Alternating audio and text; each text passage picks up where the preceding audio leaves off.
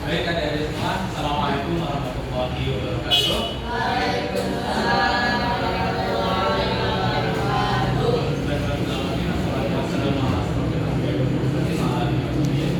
Gimana kabarnya pagi ini? Baik. Tadi pelajaran apa pertama? Ada. Ada ya? Jadi kita pertama? Iya. Masih semangat-semangat ya? Oke. Sebelum kita masuk pelajaran, hendaknya kita baca doa dulu ya. Apa ya? Balik itu bilang itu kan biasanya. Sering pakai kan? Pakai. Ya. Bareng-bareng ya. 1, 2, 3.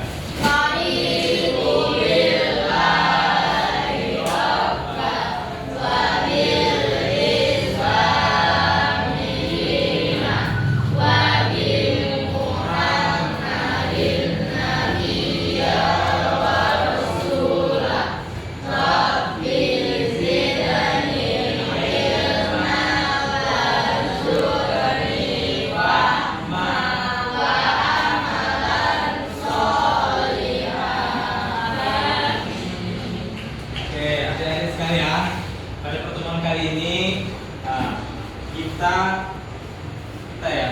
Ini sebelumnya perkenalkan dulu ya. Nama abang atau bapak? Kita ini manggil apa sih? Bapak. Bapak aja. Ya, bapak boleh, abang boleh. Nah, jadi nama abang tuh Muhammad Syarif. Panggilannya Pak Mujah atau Pak Syahid, Pak Syarif, bebas Pak Mujah aja lah ya. Nah, gitu ya. Jadi hari ini kita akan belajar yang namanya Al-Quran dan Hadis. Ada mata pelajarannya? Ada. Digabung juga Al-Quran dan Hadis. Oh, Hadis nggak ada? Al-Quran ada gitu. Oh, agama lainnya gitu ya. Oke. Bapak. Jadi hari ini, pagi ini kita akan belajar mengenai pembahasan Al-Quran dan Hadis ya, secara garis dasarnya saja. Nah, secara globalnya saja.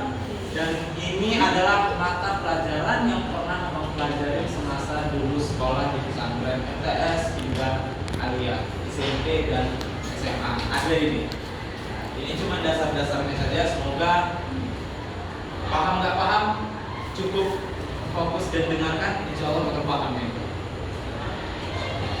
Baik adik-adik, yang belakang kurang kelihatan ya, nggak apa-apa ya. Nanti abang jelaskan. Nah, pertama pengertian Al-Quran. Jadi Al-Quran itu menurut bahasa berasal dari bahasa Arab, yaitu qara'a yaqra'u. Nggak ada spidol ya. Jadi Al-Quran berasal dari bahasa Arab. Kata bahasanya itu qara'a yaqra'u. Mungkin kadang nggak ngerti ya bagaimana tulisannya ya kan. Ada spidol nggak? Ada.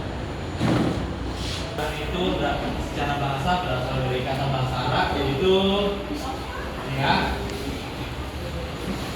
qara'a yaqra'u.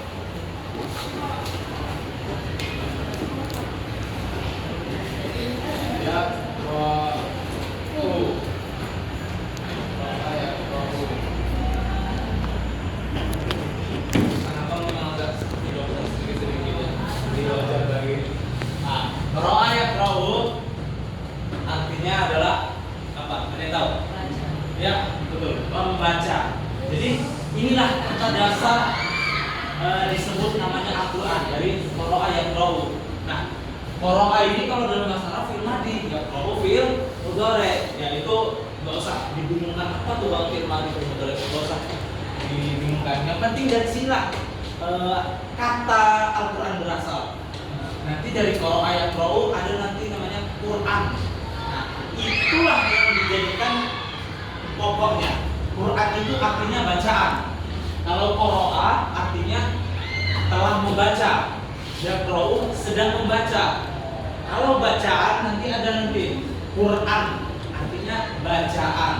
Quran itu adalah bacaan. Dikasih alif lam mim menjadi Al-Quran. Artinya bacaan yang sudah diketahui adalah Al-Quran. Itu secara bahasa. Nah, sedangkan menurut istilah para ulama itu banyak pendapat, tapi kalau disatukan secara istilah Al-Quran adalah perkataan Allah atau kalam Allah, ya kan? Nah, jadi Al-Quran itu bukan buat manusia, bukan karangan Nabi Muhammad ya, bukan. Dan Nabi Muhammad buta dan tulis ya, buta dan tulis, nggak bisa baca dan nggak bisa nulis ya, udah tahu itu kan? Nah, itu jadi bukan buatan Nabi Muhammad, itu adalah perkataan Allah langsung yang diturunkan kepada Nabi Muhammad lewat wahyu. Wahyunya gimana bang? Ya, wahyunya disampaikan oleh malaikat Jibril atau lewat mimpi juga misalnya. Ada yang langsung nih secara sadar, ada juga yang lewat mimpi. Seperti itu. Nah, kemudian kita masuk ke fungsi Al-Quran. Jadi adik-adik sekalian, yang pertama itu Al-Quran adalah apa di sini? Sebagai sumber ajaran atau hukum utama dalam Islam. Jadi adik-adik, kita selaku umat Muslim, kita memiliki yang namanya kitab pedoman. Kitab pedoman itu berarti kitab tuntunan kita. Di dalam Islam itu Al-Quran selain sebagai kitab pedoman, di situ sudah tertera semua hukum apa saja segala aspek. Nah, andaikan suatu wilayah atau suatu bangsa menerapkan hukum yang ada dalam Al-Quran, insya Allah rakyatnya makmur dan sejahtera. Tapi nyatanya sampai sekarang belum ada. Terus bang, kalau nggak ada gimana? Apakah kita harus pakai sistem Al-Quran? Ya, itu adik-adik silahkan belajar lagi. Yang pasti kita sekarang sebagai rakyat atau bangsa negara, taatilah undang-undang yang sekarang ada. Ya. Walaupun tidak 100% menggunakan tafsir atau hukum Al-Quran, begitu ya. Kemudian yang kedua, sebagai konfirmasi dan informasi terhadap hal yang tidak masuk di akal. Jadi adik-adik, kalau misalkan membaca arti Al-Quran, yang sering baca Al-Quran belum tentu sering baca artinya, ya kan? Kan kita orang Indonesia, baca Arabnya belum tentu paham artinya kan? Nah, jadi kalau kita itu baca Al-Quran itu sepersekian persen atau banyak isi dalam Al-Quran itu mengandung sejarah, bukan hanya hukum-hukum atau pengingat-pengingat nasihat-nasihat. Bahwasanya sholat itu begini, kalau minum khamr maka hukumnya seperti ini. Tentang pernikahan tata caranya seperti ini. Tidak hanya seperti itu. Dalam Al-Quran itu sekian persen besarnya itu adalah tentang cerita-cerita dan sejarah-sejarah. Contohnya seperti apa? Ada yang dalam Al-Quran itu sejarah atau kisah Nabi. Siapa yang dibakar? Nabi siapa? Nabi Ibrahim. Nah, masuk di akal nggak ada manusia yang dibakar nggak gosong, malah kedinginan? Nggak masuk di akal itu kan. Sampai sekarang pun para ilmuwan belum bisa membuktikan ada api yang ada manusia yang dibakar dengan api. Itu nggak hangus, belum ada. Bahkan robot sekalipun dibakar dengan api dengan temperatur suhu tertentu meleleh ya kan. Begitulah. Dan kita harus percaya yang ada dalam Al-Quran 100%. Begitu. Kemudian yang ketiga, petunjuk manusia ke jalan yang lurus tentang berbagai hal. Ini seperti poin pertama tadi ya. Jadi dalam Al-Quran itu sudah ada mencakup masalah-masalah dan jalan keluar apapun itu. Misalkan, ada ini masalahnya apa? Ada apa? Masalah hidup ini apa? Ada nggak? Oh nggak ada, belum ada masalah. Apa? Ada yang besar kayak yang kecil apa? Nggak tahu. Kecil apa? Uang jajan kecil nanti. Oh itu. Aduh. Ada di dalam Al-Quran ada. Kita harus bersyukur. Itu kan termasuk. Nah, seperti itu. Kemudian kita masuk peran Al-Quran dalam aspek kehidupan. Nah, jadi dalam Al-Quran itu mencakup segala aspek dalam kehidupan kita. Misalkan aspek spiritual, ada aspek ibadah. Kalau kita ada masalah, ibadah ini adalah salah satu cara kita sebagai manusia untuk curhat kepada Allah. Jadi kita kalau ada masalah, kita tahu kemana kita harus curhat, kemana kita harus bersandar. Inilah indahnya Islam. Ada yang namanya ibadah yang langsung pada proses Islam. Kalau agama lain ya kita nggak bahas terlalu ini lah, nggak menceritakan ada apa. Begini ya, kalau misalkan kita ada masalah, ya kan? Kalau tidak ada agama, ditakutkan kita depresi, stres. Nah akhirnya apa? Iya, seperti itu. Ada lagi aspek sosial. Nih sosial nih, berteman sesama teman, sesama yang lebih muda, pada yang lebih tua, ya kan? Mulai dari cara berbicara apa? Komunikasi, ya seperti itu. Diatur semua dalam Al-Quran. Ada aspek ekonomi juga ada. Nanti kalau adik-adik udah selesai sekolah, ya kan, kerja, itu ada dia di dalam Al-Quran semua, mencakup semua. Bagaimana kita bekerja? Apakah jujur saja sudah cukup? Belum. Ada yang namanya bekerja keras. Apakah jujur dan bekerja keras cukup? Belum. Ada lagi nanti. Semuanya ada. Itulah mencakup segala aspek dalam kehidupan. Nah, kemudian kita masuk ke hadis. Hadis secara bahasa itu berarti, ada yang tahu? Hah? Hadis itu berarti kabar, berita. Itu arti hadis. Jadi hadis dari ini berarti berita dari orang. Hadis itu adalah berita atau kabar. Itu artinya secara bahasa. Sedangkan istilah adalah hadis adalah ucapan atau perbuatan yang dilakukan oleh dia manusia. Siapa manusianya? Oh, kan hadis. Siapa yang membuat? Betul. Rasulullah. Jadi hadis itu adalah segala perbuatan, segala ucapan Rasul dan segala apa saja yang disetujui oleh Nabi, itulah hadis. Begitu.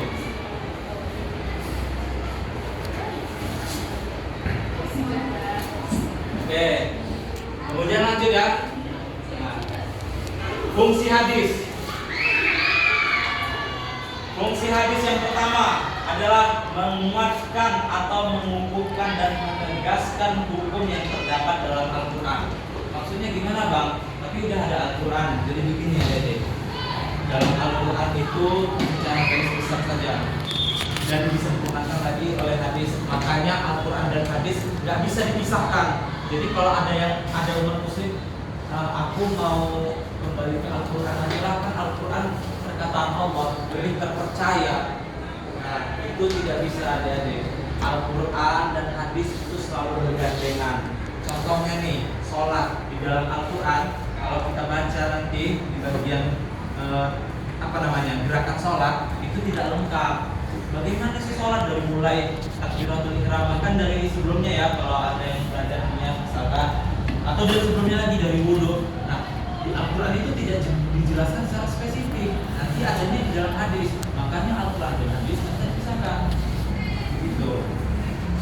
Jadi sumber hukum dalam Islam itu selain Al-Quran ada hadis. Ini yang utamanya. Nanti kalau adik-adik belajar lagi ada nanti seperti ijma, itu beda lagi. Tapi sumber utamanya Al-Quran dan hadis. Dan ini nggak boleh dipisahkan. Harus selalu sama dan nggak boleh bertentangan. Kemudian yang kedua,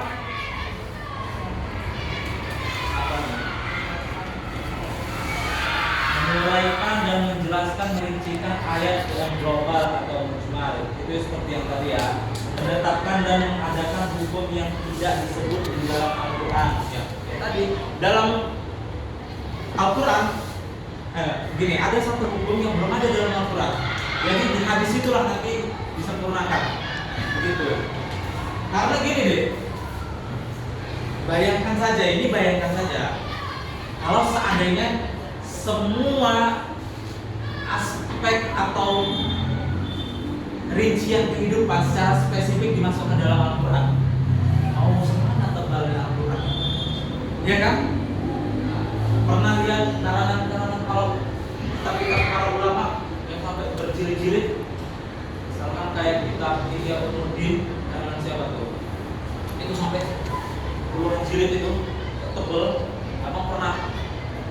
lihat.